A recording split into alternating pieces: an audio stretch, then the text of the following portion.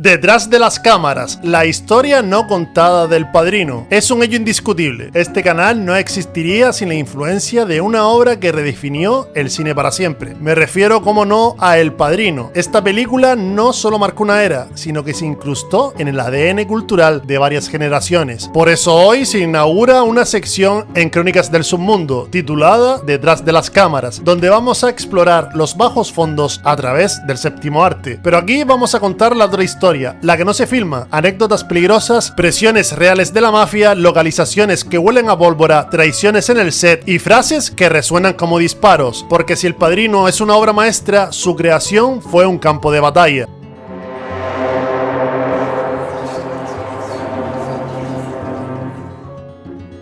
Sobre la calidad cinematográfica del Padrino, poco puedo aportar a lo que se haya dicho ya. Han corrido ríos de tinta, se han escrito libros, tesis, documentales y análisis que diseccionan plano a plano su estructura narrativa. Si quieren una mirada profunda y apasionante al respecto, vayan al canal de Sensacine y escuchen a Alejandro Calvo hablar de la trilogía. En serio, no hay mejor análisis en castellano, y me atrevo a decir que en inglés, sobre lo que significan esas dos primeras entregas. Ojalá pudiera sentarme con él algún día a charlar de cine, de Los silencios de Brando y de Los ojos de Pacino, pero por ahora vamos a contar aquí otra historia, una historia menos conocida, más peligrosa, más humana, más sucia, más propia de Crónicas del Submundo, porque lo que pasó detrás de las cámaras fue tan intenso como lo que se ve en pantalla. El estudio no confiaba en Coppola, Brando fue considerado veneno de taquilla, Pacino un desconocido al que nadie quería, y mientras tanto la mafia escuchaba con atención cada paso de la producción. Algunos apoyaban el proyecto,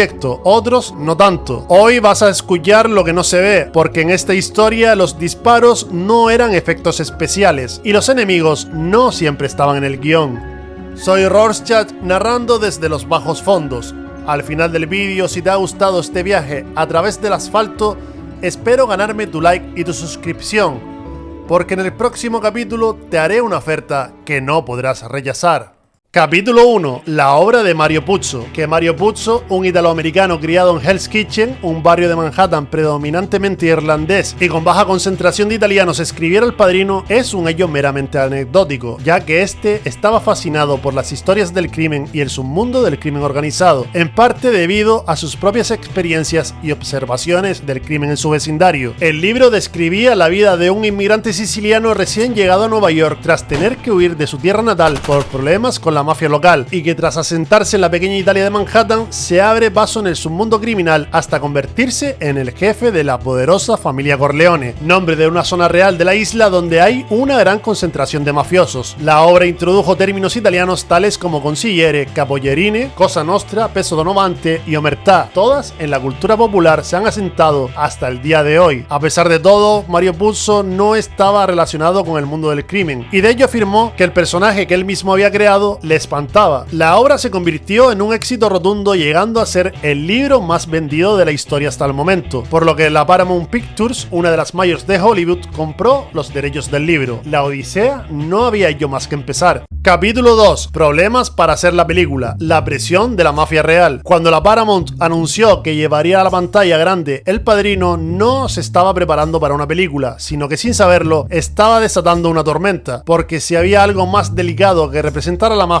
era hacerlo mal, y eso Joe Colombo, jefe de una de las 5 familias de Nueva York, no lo iba a permitir. Colombo no actuó solo, se escudó en la Liga Italoamericana de Derechos Civiles, una organización que presidía y que en apariencia luchaba contra los estereotipos que pesaban sobre la comunidad italoamericana, pero bajo esa causa noble se escondía una agenda clara: frenar la producción de una película que, según ellos, iba a perpetuar la imagen del italiano como mafioso, algo que sin duda no le interesaba a las 5 familias. Las protestas fueron tan feroces como organizadas: piquetes, amenazas, cartas a congresistas. El mensaje era simple: o cambian el guión o no hay película. La presión funcionó. El director, Francis Ford Coppola, y los productores, acorralados, accedieron a una demanda clave: eliminar cualquier mención directa a las palabras mafia o cosa nostra. Así fue como un film sobre el crimen organizado italiano terminó sin pronunciar jamás esos términos, un silencio que, paradójicamente, lo dijo todo. Y entonces ocurrió algo inesperado. Una vez ellos todos los cambios, la mafia no solo dejó de oponerse, sino que se volvió una aliada. De pronto la producción tenía acceso a localizaciones reales en Nueva York, protección garantizada y silencio en las calles. Fue un acuerdo tácito beneplácito, casi ceremonial, como si Don Vito hubiera dado su bendición, y no se trataba solo de favores en la sombra. Uno de los rostros más memorables del film, el inquietante Luca Brasi, fue interpretado por Lenny Montana, un ex luchador de wrestling y ejecutor real de la familia Colombo. Su nerviosismo ante la cámara era genuino, no actuación, no era actor, era un hombre acostumbrado a otros escenarios más oscuros. Pero esa torpeza jugaría a su favor, ya que reflejaba con crudeza la tensión que el propio personaje debía transmitir en su escena con el padrino. Coppola lo supo ver y no lo tocó. Aquel clima de tensión y colaboración forzada culminó en una escena casi sacada de la propia película. Una proyección privada organizada en un teatro de Manhattan, a puerta cerrada, sin periodistas, sin ruido, solo algunos hombres clave de la producción y figuras del entorno mafioso, todos reunidos para calmar los ánimos. Una tregua tácita, una evaluación en la penumbra, los verdaderos padrinos viendo su reflejo en la pantalla. Pero el destino tenía otros planes para Joe Colombo. El hombre que había encabezado la oposición, que luego se convirtió en mediador, no viviría para ver el estreno. Meses antes de que El Padrino llegara a los cines, Colombo fue tiroteado en pleno meeting de su liga italoamericana. El atentado, ejecutado por un joven afroamericano con aparentes vínculos dudosos, fue rápidamente atribuido a Joe Gallo, un capo demente y temerario que estaba librando su propia guerra contra la jerarquía tradicional de la familia. Mientras Colombo yacía moribundo, la película seguía adelante, como si el guión de la vida real no pudiera haber sido más violento, más teatral, más shakespeariano. Así fue como El Padrino, una ficción cuidadosamente construida, se convirtió en una obra tan íntimamente ligada a la realidad que incluso los verdaderos hombres del crimen organizado no pudieron evitar verla como un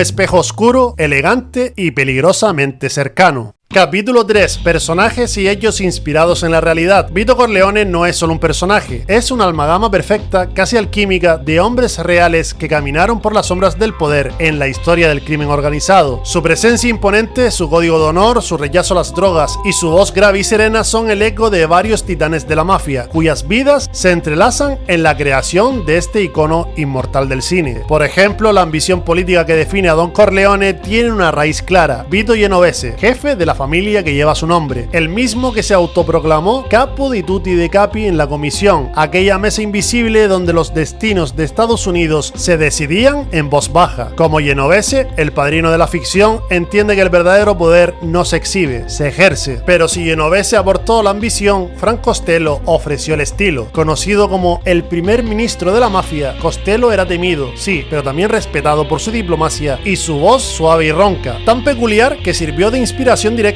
para que Marlon Brando construyera el timbre inconfundible de Don Vito, esa voz que no necesita alzar el tono para ordenar una ejecución. La mirada cálida de Vito Corleone en su vejez, su rostro de abuelo sabio en contraluz, su modo pausado de hablar con sus nietos mientras planea cómo proteger su imperio, recuerda inevitablemente a Carlo Gambino. En apariencia, Gambino era un anciano bonachón, casi invisible, pero bajo esa fachada habitaba un hombre de hielo, implacable cuando el negocio lo requería. Al igual que Corleone, Gambino siempre se opuso rotundamente al tráfico de drogas, sabiendo que el negocio del polvo blanco traería consigo un precio demasiado alto, atención pública, presión federal y traiciones internas. El universo del Padrino está salpicado de otras referencias directas. Johnny Fontane, el cantante desesperado que ruega ayuda a Don Vito para recuperar su carrera, es una versión apenas disfrazada de Frank Sinatra. La leyenda dice que el propio Sinatra, enfurecido por lo que consideró un retrato ofensivo, se abalanzó sobre Mario Puzo en un restaurante de Beverly Hills. Le gritó, lo humilló y juraría que arruinaría su carrera. Pero ya era tarde, la tinta de la novela había sellado la leyenda. Y aunque el film evita nombrar directamente a la mafia, las huellas están por todas partes. Las 5 familias del crimen están representadas en el libro con otros nombres. Y el funcionamiento de la comisión, ese gobierno oculto que regía con mano firme el bajo mundo estadounidense, también tiene su escena en la película. Todo está ahí, con nombres cambiados, pero con verdades intactas. Por otro lado, Tom Hagen, el fiel consejero interpretado por Robert Duvall, representa una anomalía fascinante. Un irlandés adoptado por una familia italiana, pero convertido en consigliere, en un mundo donde solo los de sangre italiana podían pertenecer. En la vida real, eso habría sido imposible. La Cosa Nostra se regía por una regla férrea. Ni siquiera bastaba con tener un solo progenitor italiano. Había que serlo por ambos lados. La omertá no aceptaba medias tintas. El conflicto central de la historia, la negativa de Vito a involucrarse en el tráfico de heroína ofrecido por Brigitte Soloccio, es un espejo directo de una tensión real en la Cosa Nostra. Durante décadas, muchos de los jefes más veteranos se opusieron firmemente a los narcóticos, temiendo que el caos que traían pusiera en peligro negocios más estables como el del juego, la prostitución o la extorsión. Oficialmente las drogas estaban prohibidas, pero en la práctica muchos dentro de la organización no pudieron resistirse a las cifras millonarias del negocio, desatando un conflicto interno que cambiaría para siempre las reglas del crimen. Otro de los personajes más llamativos del Padrino es Moe Greene, que destaca por su arrogancia desmedida, sus gafas oscuras y ese tono altanero con el que se dirige incluso a los Corleone. Pero lo que muchos no saben es que detrás de ese personaje se esconde una figura real, Benjamin Bugsy Siegel. Siegel no solo fue uno de los gángsters más temidos y carismáticos de su época, sino también el verdadero pionero de Las Vegas como capital del juego. Visionario y brutal, fue el primero en imaginar un imperio de casinos en medio del desierto, financiado por el dinero de la mafia. Como Moe Greene, también terminó con una bala en el ojo por aquellos que una vez lo apoyaron. Su asesinato a sangre fría mientras leía el periódico resuena como una profecía cumplida en la brutal ejecución del personaje en la película, porque en el mundo del crimen y en el universo del Padrino nadie es intocable, ni siquiera los soñadores. En la novela original incluso Al Capone hace una aparición, cruzando su camino con el de Vito Corleone. El jefe real de la familia de Chicago se enfrenta al don ficticio de Nueva York, un duelo de titanes que finalmente no llegó a la pantalla, quizás por resultar demasiado fantástico incluso para una obra como esta. Así, El Padrino no es solo ficción, es un retrato cuidadosamente tejido con hilos de historia real, una obra que enmascara en arte las verdades más crudas de un mundo clandestino. Cada gesto de Vito, cada silencio, cada decisión moral o despiadada lleva el peso de una historia mucho más grande, una historia que existió aunque nunca fuera contada en voz alta.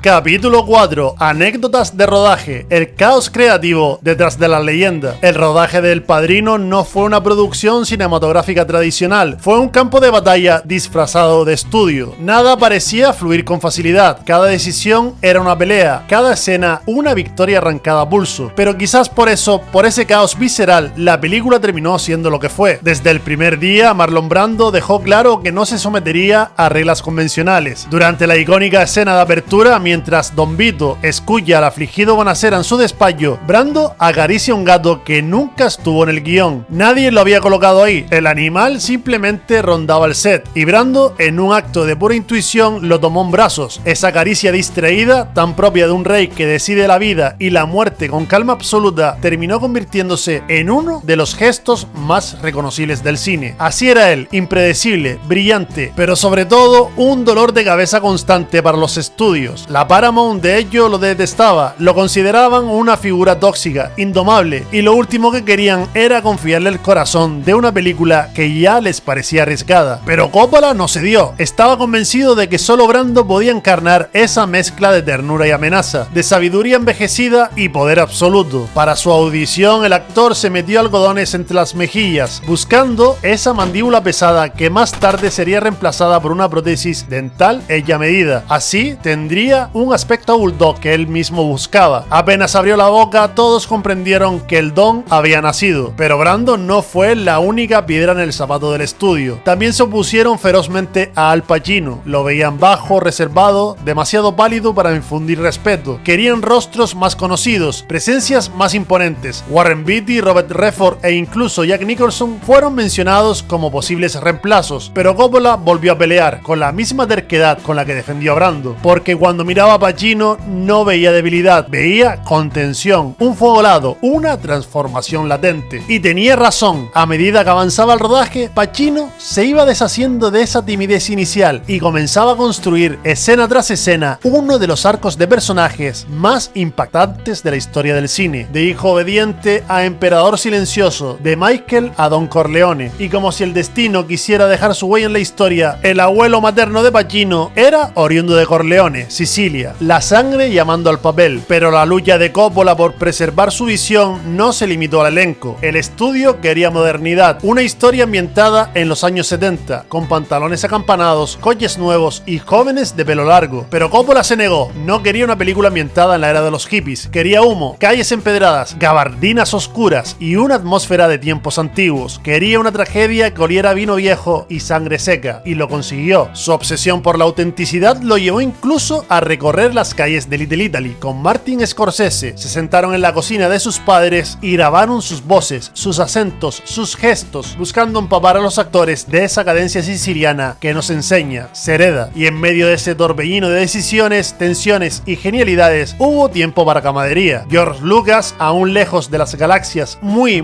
lejanas que lo harían famoso, era íntimo amigo de Coppola. Pasó por el set, observó en silencio y llegó a dirigir algunas tomas menores, pinceladas que se diluyen en el metraje pero que forman parte del lienzo. Capítulo 5. Localizaciones reales. Nueva York como escenario y personaje. Aunque gran parte de El Padrino fue cuidadosamente construida en estudios, Francis Ford Coppola sabía que para que su historia respirara verdad, debía pisar el asfalto real. Quería que la ciudad no solo fuera un decorado, sino un personaje más, y tras arduas negociaciones con Joe Colombo, logró lo impensado, que la mafia autorizara el rodaje en sus propias calles. El resultado fue un viaje a través de la memoria colectiva de la ciudad, una coreografía de escenas que aún hoy, décadas después, se sienten vivas. Por ejemplo, la boda que da inicio a la historia, esa celebración bulliciosa, alegre, impregnada de tradición y secretos, fue rodada en una casa real en Staten Island. Aún hoy, esa residencia es lugar de peregrinación para los fanáticos, ya que se ha convertido en una especie de santuario profano donde el cine y la nostalgia se dan la mano. En Harlem, en la calle 118, tuvo lugar una de las escenas más viscerales de toda la película: la brutal paliza de Sonny Corleone a Carlo, el marido traidor. Lo que pocos saben es que esa calle, hasta bien entrado los años 70, aún pertenecía al viejo Harlem italiano. Fue territorio de la familia Genovese, uno de los bastiones históricos del crimen organizado, donde uno de sus capos, Anthony Fazzalerno, dirigía operaciones de la familia. Pero con el paso del tiempo, como tantas cosas en Nueva York, el barrio cambió de piel y pasó a ser hogar de comunidades latinas. Lo que permanece es el eco de los golpes, las grúas, las cámaras y el rugido de James Caan, encendido por la furia. En el Bronx, otro lugar ahora perdido en el tiempo, se encontraba el restaurante Luis. Fue allí donde Michael, el joven hijo que prometía no ensuciarse las manos, ejecutó fríamente a Sollozzo y al capitán McCluskey. Un solo disparo para cada uno y un silencio que cambió el curso de la historia. El restaurante ya no existe, pero su sombra sigue flotando en cada plano. En Mott Street, en plena Little Italy, ese barrio que hoy resiste apenas unas pocas cuadras frente al avance imparable de Chinatown, se encontraba la fachada de Genco Olive Oil, la empresa tapadera de los Corleone. Fue allí donde Vito, ya envejecido pero aún sabio, recibió las lluvias de balas de los sicarios de Sollozzo. Ese momento, cuando la sangre se mezcla con el aceite, es más que una emboscada, es el principio del fin de una era. Y por último, el clímax final, aquel montaje estremecedor donde el bautizo de un niño se entrelaza con el exterminio de enemigos. Esta escena fue filmada en la majestuosa St. Patrick's Old Cathedral, en el corazón de Manhattan. Allí, entre vitrales y rezos, Michael Corleone sellaba su transformación definitiva, renunciando a su alma mientras el agua bendita aún caía sobre la frente de su sobrino. El Nueva York del Padrino ya no existe. Fue arrasado por la modernidad, disuelto entre franquicias y edificios de papel y absorbido por la gentrificación. Pero la película lo preservó, lo capturó en celuloide como una fotografía en movimiento. Por eso, hoy miles de admiradores recorren esas calles con mapas en la mano, buscando los rincones donde Michael se convirtió en Don, donde Vito dio sus últimos pasos y donde la ficción se fundió con la historia. Porque más allá de la trama, El Padrino fue también un testamento a una ciudad desaparecida, a una forma de vida, a un tiempo en el que la familia, el poder y la tragedia caminaban por las mismas veredas. Número 6. Escenas eliminadas. No me quiero detener demasiado en las escenas eliminadas de la película, pero sin duda hay una que merece ser nombrada por su matiz oscuro y por lo que simboliza, y esta es en la que Vito y sus hijos acuden a ver al hospital a Genco, el antiguo consejero de la familia, ya que este está a punto de fallecer. En sus últimos momentos de vida y bajo un ambiente oscuro y tétrico, Genco le pide a Vito Corleone que mueva los hilos para evitar su muerte, que se quede junto a él, ya que según el consejero, cuando la muerte acude a llevárselo, quizás ésta se lo piense si ve a su padrino a su lado y lo deje en paz. Sublime, no entiendo cómo no incluyeron esta escena en el montaje final. Capítulo 7. Impacto en los mafiosos reales y la cultura italoamericana. El Padrino no solo conquistó la taquilla, hizo algo mucho más profundo. Se coló en la cultura, y no en cualquier cultura, sino la de aquellos que, en teoría, debía retratar, los verdaderos mafiosos, por lo que se puede decir que es una obra que en lugar de ser influenciada por los personajes que retrató, más bien fue al revés. Poco después del estreno, los agentes del FBI comenzaron a notar un fenómeno curioso. En las escuchas telefónicas, las voces que antes hablaban en inglés o en un siciliano ya oxidado, ahora intentaban recuperar el idioma de la isla italiana. Lo hacían con torpeza, como si estuvieran estudiando un guión, y en realidad lo estaban. Las nuevas generaciones de gángsters, nacidas ya en Estados Unidos sin conexión directa con la madre patria, querían sonar como los personajes de la película. El Padrino no solo había retratado un mundo, sino que lo había redefinido. Frases como "le haré una oferta que no podrá rechazar" pasaron de ser líneas de un libreto a herramientas reales de intimidación. Se lo decían en serio. Algunos capos las usaban con media sonrisa, otros con brutal literalidad. La ficción así se convertía en código interno, casi en ritual. John Gotti, el infame Teflon Don, era un admirador declarado de la película. Tenía carisma, estilo y un gusto indudable por el espectáculo. Se decía incluso que organizaba proyecciones privadas solo para volver a ver a Brando, a Pacino y a ese mundo estilizado de lealtades rotas y silencios pesados. Para él, como para muchos, El Padrino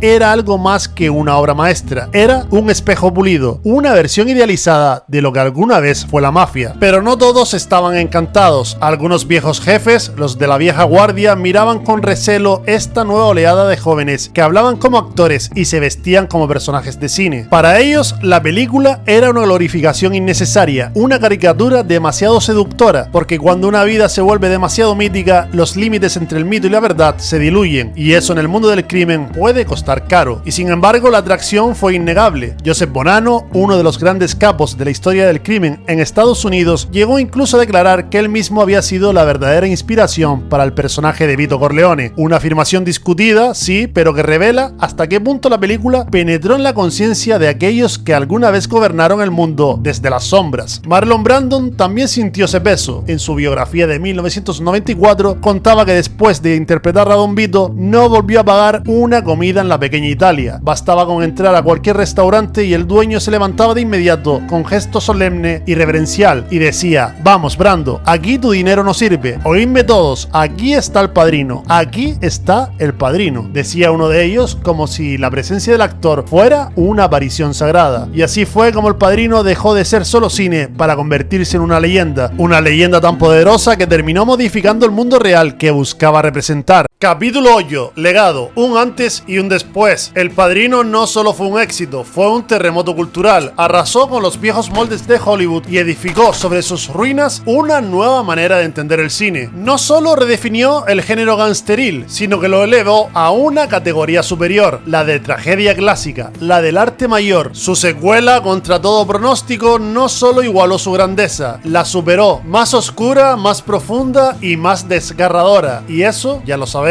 es decir mucho. La película encumbró a un elenco que, desde ese momento, sería el núcleo duro del llamado Nuevo Hollywood. Al Pacino, hasta entonces apenas conocido, se volvió el rostro de la mafia cinematográfica. Marlon Brando, al borde de la desaparición artística, renació de las cenizas con la fuerza de un mito. Y Francis Ford Coppola fue proclamado como uno de los grandes arquitectos del cine moderno. A partir de entonces, todo el mundo en la industria sabía que las reglas habían cambiado. Hay una anécdota que lo resume todo. Se cuenta en el libro Moteros Tranquilos, Toros Salvajes, crónica esencial de esa época de revolución. Peter Bogdanovich y William Friedkin, directores de La Última Película y El Exorcista respectivamente, discutían jactándose de sus recientes éxitos en crítica y taquilla. En ese momento, Coppola pasó junto a ellos al volante de su nuevo Mercedes, bajó la ventanilla, sonrió apenas y gritó desde el coche sin detenerse: "El Padrino, 3 Oscars, 150 millones de dólares". No necesitaba decir más. La obra había impuesto un nuevo estándar. Se dejó atrás al gángster histriónico de traje a rayas y sombrero con metralleta Thompson y nació una nueva figura, la del mafioso silencioso, pausado, que podía helarte la sangre con una sola mirada y unas pocas palabras. Ya no se trataba solo de violencia, sino de poder, de legado, de tragedia. El Padrino se convirtió en el espejo inevitable para todo el cine del crimen que vino después. Aun cuando se buscara romper su aurea de romanticismo, la sombra seguía ahí. Martin Scorsese, con sus gángsters crueles brutales y viscerales, y sin pizca de nobleza, estaba reaccionando precisamente a ese romanticismo. Los Soprano, años después, desmontarían con brutal honestidad la mitología, mostrando a unos mafiosos más cercanos al diván del psiquiatra que al trono del don, y sin embargo todos en el fondo sabían a quién debían rendirle respeto. Otras obras magistrales como Érase una vez en América capturaron el espíritu histórico y emocional del mundo criminal, con una fidelidad casi poética, pero el molde ya estaba hecho, la estética, la atmósfera, el alma misma del cine de mafias, e incluso me atrevo a decir que más allá, el cine urbano, el neo-noir, el drama carcelario e incluso el llamado hood film, todo se había teñido directa o indirectamente del legado de Coppola, porque El Padrino nunca solo fue una historia sobre la mafia, fue una historia sobre poder, traición y destino, sobre un hijo que hereda un imperio que nunca quiso gobernar y que al final se convierte en aquello que juró rechazar. Michael Corleone comienza como un forastero, un idealista o alguien ajeno a los códigos de la familia, pero supo que el poder tenía un precio y lo transforma, lo endurece y lo condena. Muchos han fantaseado con ser Michael Corleone, con su elegancia, su mirada fría y su autoridad indiscutible, pero pocos recuerdan cómo termina su historia, solo, viejo, olvidado y odiado por todos los que alguna vez amó. El Padrino no glorifica el crimen, lo humaniza y lo maldice, porque el cine puede romantizar la oscuridad, sí, pero la oscuridad, como Coppola bien sabía, siempre termina cobrando su deuda.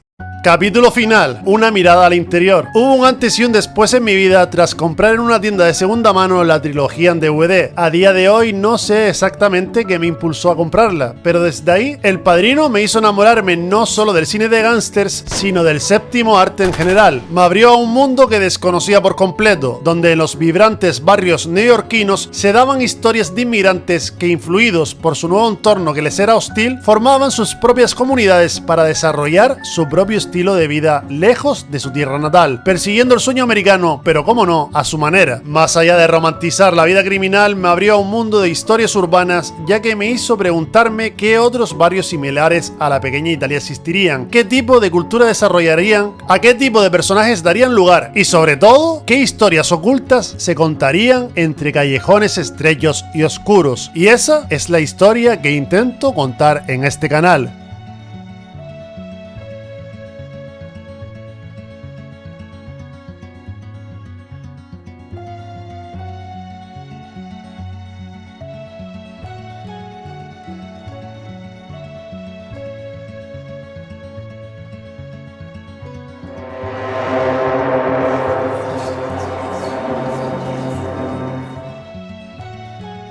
Y recuerda que darle a like y suscribirte me ayudará a seguir creando contenido similar a este, o de lo contrario, te haré una oferta que no podrás rechazar.